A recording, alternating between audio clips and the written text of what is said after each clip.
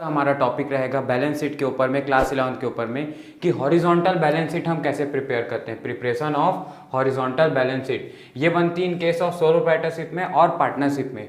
मतलब जो single owner है और जो पार्टनर्स होते हैं फर्म के, उनके लिए बैलेंस शीट बनती है हॉरिजॉन्टल फॉर्म में।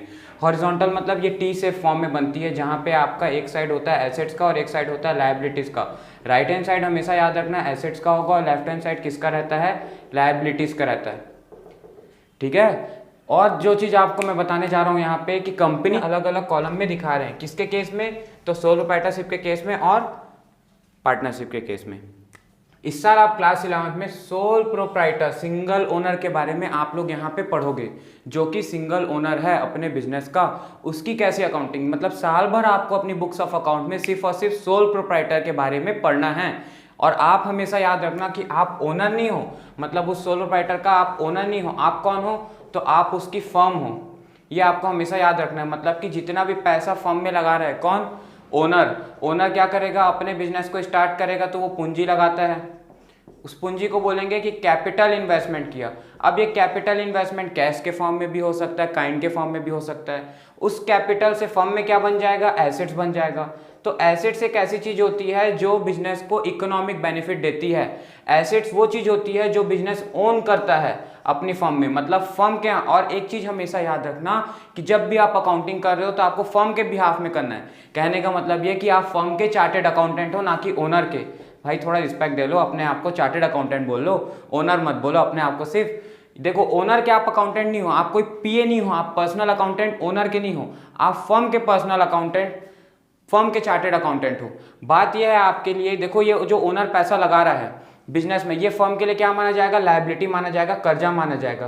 कैसी लायबिलिटी मानी जाएगी, इंटरनल लायबिलिटी। मैंने पहले के वीडियो में ऑलरेडी आप लोग को समझा चुकी हूँ बाकी बातें।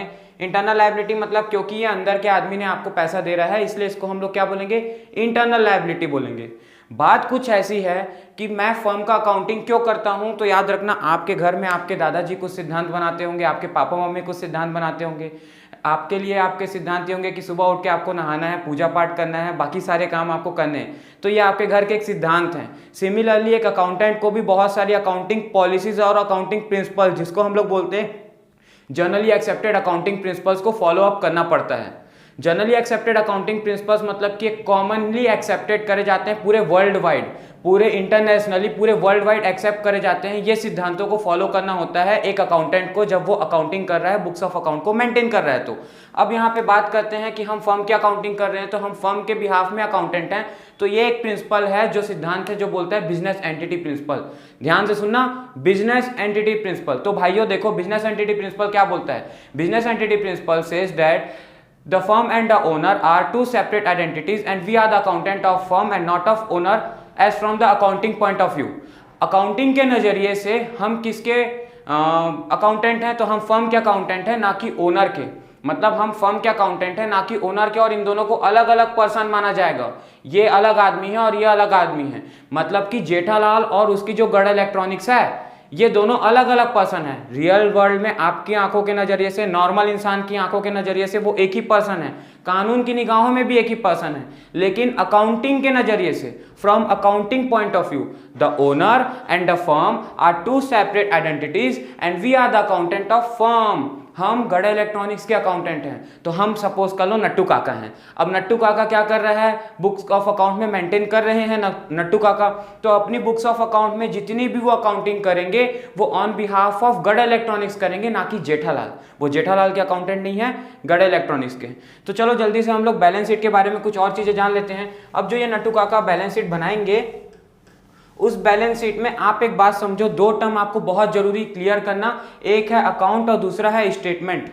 ये जो अकाउंट आप लोगों को यहाँ पे दिख रहा है, ये अकाउंट को हम लोग बोलते हैं क्या, ये पीरियड ऑफ टाइम पे बनाया जाता है। मतलब जितनी भी हर दिन journal, ledger, depreciation account, trading and profit and loss account maintain करेगा कौन, नट्टू काका। मतलब बिजनेस ने कितना प्रॉफिट कमाया, बिजनेस ने कितना लॉस कमाया, क्या क्या बिजनेस को प्रॉफिट हो रहे हैं, क्या क्या चीजें से बिजनेस को लॉस हो रहे हैं, हर दिन क्रोनोलॉजिकल ऑर्डर में डेट वाइज 1 अप्रैल से लेकर के 31 मार्च तक। देखो यहाँ पे लिखा ना, इसको हम लोग बोलते हैं अकाउंटिंग ईयर। मतलब हमारा अकाउंटिंग ईयर कैलेंडर ईयर के हिसाब से नहीं होता है, फ्रॉम 1 जनवरी टू 31 दिसंबर नहीं होता है। हमारा होता है 1 अप्रैल से लेकर के 31 मार्च तक। अगर मान लो 1 अप्रैल 2019 को मेरा बिजनेस स्टार्ट हुआ होगा, ओनर ने पैसा लगाया होगा, तो वो कब एंड होगा, इस साल का अकाउंटिंग ईयर 31 मार्च 2020।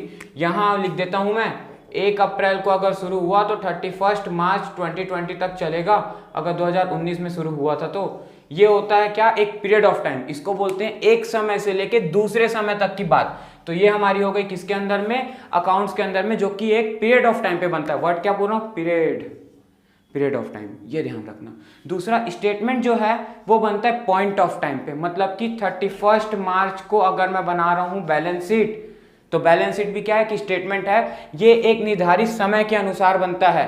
ये बैलेंस शीट भी जब हम बनाएंगे तो हम इसमें क्या लिखेंगे, एज ऑन 31 मार्च 2020, मतलब इस साल के एंड में हमारे पास, मतलब हमारी फर्म के पास में क्या क्या चीजें हैं जो एसेट्स हैं और लायबिलिटीज हैं। देखो एसेट्स मतलब ऐसी चीजें फर्म के लिए सोचना, फर्म के लिए ऐसी चीजें जो फ्यूचर में बेनिफिट दें, जैसे टेबल, चेयर, फैन, क्या बोलना चाहिए आपका, प्रीपेड एक्सपेंसेस, जैसे कि अगर आप कोई खर्चा एडवांस में पे कर दियो तो आने वाले समय में आपको उससे क्या मिलना है, बेनिफिट मिलना है। आपने किसी को सामान उधारी बेच दिया है तो वो आपके लिए क्या बन जाएगा, फ्यूचर में आप उससे क्या लोगे, पैसा लोगे कि नहीं लोगे। तो किसी भी प्रकार से आपको कैश के फॉर्म में या नॉन कैश के फॉर्म में फ्यूचर में अगर आपको वो चीजें बेनिफिट दें आपके बिजनेस की, तो वो क्या कहलाएंगी, एसेट्स कहलाएंगी। किसके लिए, फर्म के लिए। उस एसेट्स के ऊपर में ये एसेट्स कहलाएंगी। उस एसेट्स के ऊपर में अधिकार किसका होगा, तो उस एसेट्स के ऊपर में क्लेम होगा ओनर का कैपिटल के रूप में, कि उतना शेयर, उतना एसेट्स का हिस्सा, कि ओनरशिप की राइट्स कौन रखा है, जेठालाल रखा है या ओनर रखा है, तो वो हमारे लिए कैसी लायबिलिटी बन जाएगी, इंटरनल लायबिलिटी बन जाएगी। आगे बढ़ते हैं। देखो यहाँ पे हम लोग अगर बात करें, अकाउंट्स में rule of debit and credit follow होता है, पर स्टेटमेंट में कोई भी रूल फॉलोड होता ही नहीं है। यहाँ rule of debit and credit apply नहीं होगा, मतलब personal account, real account, nominal account, तुम्हारा ट्रेडिशनल अप्रोच भी नहीं लगेगा, ना ही मॉडर्न अप्रोच तुम्हारा यहाँ पे अप्लाई होगा। बात करें अगर स्टेटमेंट की, तो क्या चीजें हैं जो हम स्टेटमेंट में बनाते हैं, तो स्टेटमेंट में हम ट्रायल बैलेंस बनाएंगे इस साल, बैंक रिकंसिलेशन स्टेटमेंट बनाएंगे और बैलेंस शीट बनाएंगे।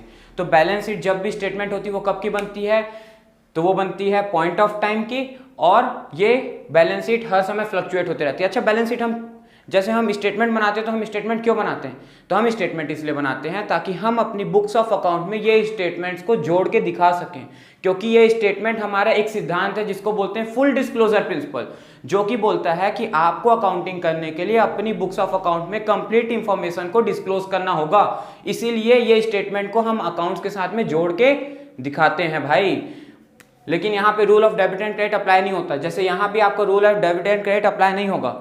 आपके बिजनेस में जितना भी, देखो फर्म हमेशा न्यूट्रल होता है, फर्म क्या होता है, न्यूट्रल होता है। तो फर्म में कहाँ से पैसा आएगा, क्या फर्म के पास एसेट्स खरीदने के लिए कुछ कैश होगा, क्या नहीं होगा। फर्म के पास एसेट्स लेने के लिए कोई भी पैसा फर्म के पास होगा ही नहीं। वो जो भी पैसा कौन देगा, या तो ओनर देगा, जो कैपिटल बन के फर्म का क्या बन जाएगा, कर्जा बन जाएगा, या फिर आउटसाइडर पार्टीज। आउटसाइडर पार्टीज में कौन कौन आ जाएगा, तो आउटसाइडर पार्टी में बैंक आ जाएगा, बैंक से हमने जो लोन ले लिया, हमने जिससे सामान उधारी खरीदा है, हमारे क्रेडिटर्स आ जाएंगे जिनसे हमने सामान उधारी में परचेस किया है, या फिर वो पर्सन आ जाएंगे जिनसे हमने लोन लिया है, जैसे जनरल पब्लिक से डिवेंचर्स हमने परचेस कर लिए। तो ये कुछ टर्म्स हैं जो आपको बाद में समझ में, या फिर आप लोग कोई खर्चा आउटस्टैंडिंग है, जैसे आपने अपने एम्प्लॉय को सैलरी नहीं दी है, रेंट नहीं दिया है, तो ये सब भी आपके लिए क्या हो जाएगा, लायबिलिटी हो जाएगा। इन पैसों से ही तो आप अपने बिजनेस से क्या खड़े करोगे, एसेट्स खड़े करोगे। और ये सारे पैसे किसके हो जाएंगे, ये सारे एसेट्स के ऊपर क्लेम किसका हो जाएगा, या तो ओनर का हो जाएगा या तो आउटसाइडर का हो जाएगा। बस अब देखो ये जो कैपिटल है और ये जो आउटसाइडर है, इसको हम दिखाने वाले हैं लायबिलिटीज साइड में, और ये जो फर्म के एसेट्स हैं इसको हम दिखाने वाले हैं, इसको हम दिखाने वाले हैं लेफ्ट हैंड साइड में जो लायबिलिटीज है और कैपिटल है, और राइट हैंड साइड में हम क्या दिखाने वाले हैं, तो फर्म का जो एसेट्स बनने वाला है। एसेट्स मतलब क्या, जो फ्यूचर में इकोनॉमिक बेनिफिट दे, किसको, फर्म को। बोलना नहीं है आप किसके अकाउंटेंट हो, फर्म के अकाउंटेंट हो। तो जल्दी से हम कुछ टर्म्स लिखते हैं जहां पे आपको कुछ बहुत सारी बातें बतानी। मेरा ऑलरेडी आप लोग के ऊपर एक वीडियो आ चुका है इसके पहले कि भाई बेसिक अकाउंटिंग टर्म्स क्या होते हैं, एसेट्स क्या होते हैं, लायबिलिटीज क्या होती है, इनकम क्या होता है, एक्सपेंडिचर क्या होता है, कैपिटल क्या होता है, prepaid current assets, non current assets क्या होता है। तो ये सारे अगर आपको टर्म्स क्लियर करने हैं तो पहले जाकर के वो वीडियो देखें, उसका आपको लिंक डिस्क्रिप्शन में मिल जाएगा। बात आगे करते हैं। तो यहाँ पे एसेट्स को दो कैटेगरी में बांटा जाता है, एक तो करंट एसेट्स में बांटा जाता है और दूसरा नॉन करंट एसेट्स में बांटा जाता है। तो अगर मैं करंट एसेट्स की बात करूं तो करंट एसेट्स के अंदर में हम लोग लिखते हैं cash in hand, cash at bank, stock, इसके अलावा हम लोग जो चीजें इस्तेमाल करते हैं, इस स्टॉक को हम लोग इन्वेंट्री भी बोलते हैं। इन्वेंट्रीज जो हमारे पास सामान बेचने के लिए सामान रखा हुआ है ना, उस बैलेंस को भी हम लोग क्या बोलते हैं, इन्वेंट्री और स्टॉक बोलते हैं। जितना हमको बिल का अमाउंट रिसीव करना है जिसको हमने सामान बेचा था।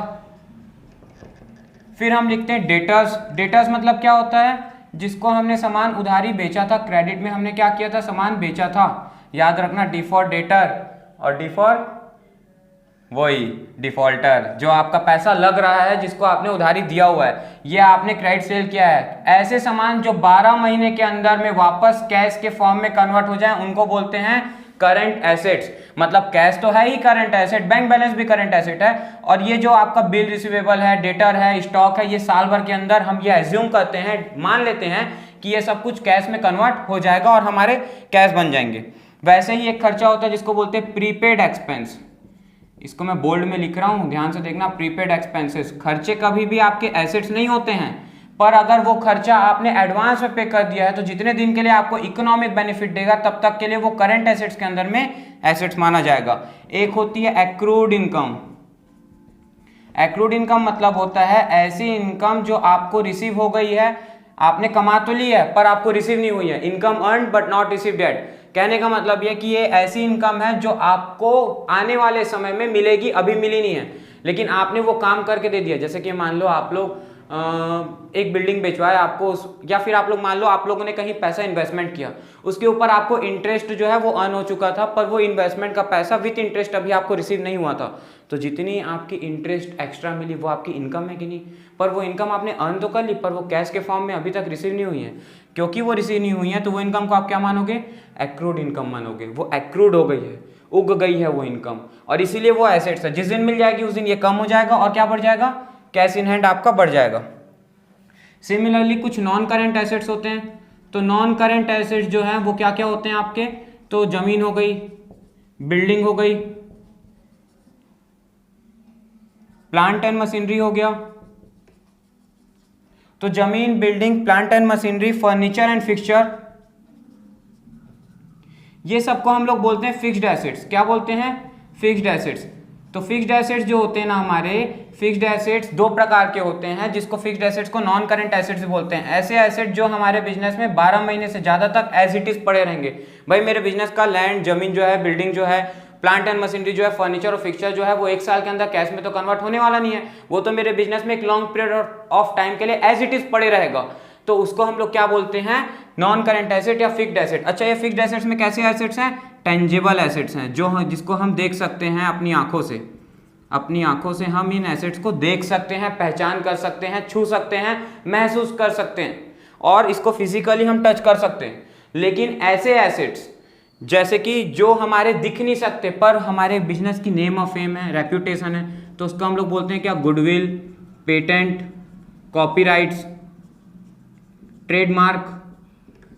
ये सारे हमारे बिजनेस के कैसे एसेट्स हो गए, ये भी फिक्स्ड एसेट्स हैं, क्योंकि ये भी बिजनेस में लंबे समय तक बने रहते हैं एज इट इज। पर इसको हम लोग क्या बोलते हैं, इंटेंजिबल एसेट्स बोलते हैं, इंटेंजिबल एसेट्स। एक और एसेट्स होता है जिसका नाम है फिक्टिशियस एसेट्स। ना ही वो टेंजिबल एसेट्स है, ना ही वो इंटेंजिबल एसेट्स है, ना ही वो करंट एसेट्स है, ना ही वो नॉन करंट एसेट्स है। वो एक इमेजिनरी एसेट्स होता है, fictitious assets. Deferred revenue expenditure से ये टर्म आता है और बनता है फिक्टिशियस एसेट्स, काल्पनिक एसेट्स। नाम ही है क्या, फिक्टिशियस, काल्पनिक, भ्रमित करने वाले एसेट, जिनसे जबरदस्ती हमारा क्या बढ़ जाता है, कैपिटल। अब मेरे भाई इस एसेट्स के ऊपर में तुम बताओ किसका राइट्स होगा, तो या तो ओनर का कैपिटल का राइट्स होगा, है ना, या फिर आपने किसी से बैंक से लोन लिया होगा तो वो आपका क्या बन जाएगा, कर्जा बन जाएगा, जो कि आपका कहाँ आ जाएगा, लायबिलिटी साइड में आ जाएगा।